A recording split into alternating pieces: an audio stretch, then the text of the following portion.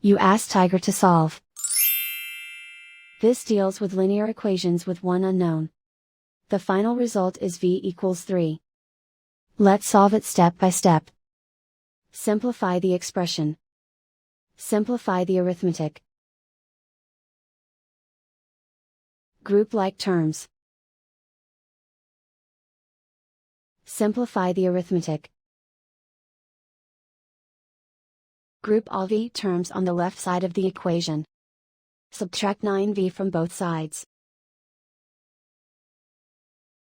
Simplify the arithmetic. Group like terms. Simplify the arithmetic. Isolate the v. Divide both sides by -4. Cancel out the negatives. Simplify the fraction.